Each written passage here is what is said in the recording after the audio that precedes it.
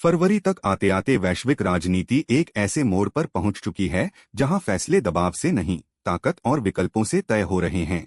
और इसी बदली हुई तस्वीर में भारत अब दर्शक नहीं बल्कि निर्णायक खिलाड़ी बन चुका है, क्योंकि हालिया घटनाओं ने साफ कर दिया है कि भारत की बात अब केवल सुनी नहीं जाती बल्कि मानी पड़ती है।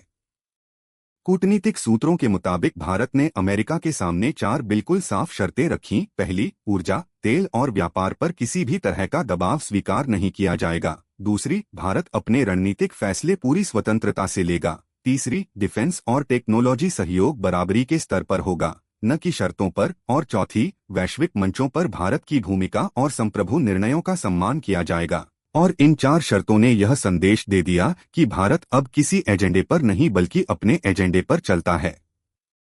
इसी बीच अमेरिकी राजनीति में डोनाल्ड ट्रंप एक बार फिर वीटो कार्ड की बात कर रहे हैं, क्योंकि अंतर्राष्ट्रीय मंचों पर वीटो देना हमेशा से अमेरिका का दबाव बनाने वाला हथियार रहा है। लेकिन 2026 में हालात बदल चुके हैं और अब सवाल यह नहीं कि ट्रंप वीटो देंगे या नहीं, बल्कि यह है कि उसका असर कितना बचेगा। एक तरफ अमेरिका और दूसरी तरफ रूस, व्लादिमीर पुतिन और ट्रंप की रणनीतियां अब खुलकर आमने सामने हैं।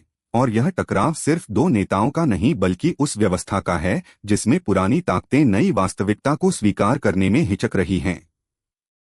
इसी पूरे घटनाक्रम के बीच भारत ने दुनिया को साफ शब्दों में दिखा दिया है कि न वह किसी गुट का मोहरा है और न ही किसी दबाव में फैसला बदलने वाला देश, क्योंकि यही है स्ट्रैटेजिक ऑटोनॉमी, जहां भारत अमेरिका से दोस्ती करता है, रूस से साझेदारी निभाता है और यूरोप व ग्लोबल साउथ के साथ अपने विकल्प मजबूत करता है। लेकिन हर फैसले की चाबी नई दिल्ली के हाथ में रहती है।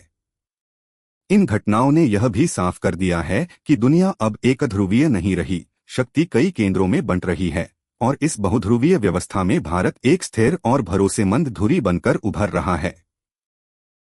जब देश अपनी शर्तों पर फैसले करता है तो उसका असर जमीन पर दिखता है। ऊर्जा सुरक्षा, निवेश में भरोसा, रोजगार के अवसर और आर्थिक स्थिरता। और यही वो फायदे हैं जो सीधे आम भारतीय तक पहुंचते हैं। अंततः 14 फरवरी 2026 तक यह बिल्कुल साफ हो चुका है कि भारत अब वैश्विक राजनीति में प्रतिक्रिया देने वाला देश नहीं रहा। अमेरिका हो या रूस, वीटो हो या दबाव, भारत अब बराबरी की भाषा बोलता है। और यही है नए भारत की असली ताकत।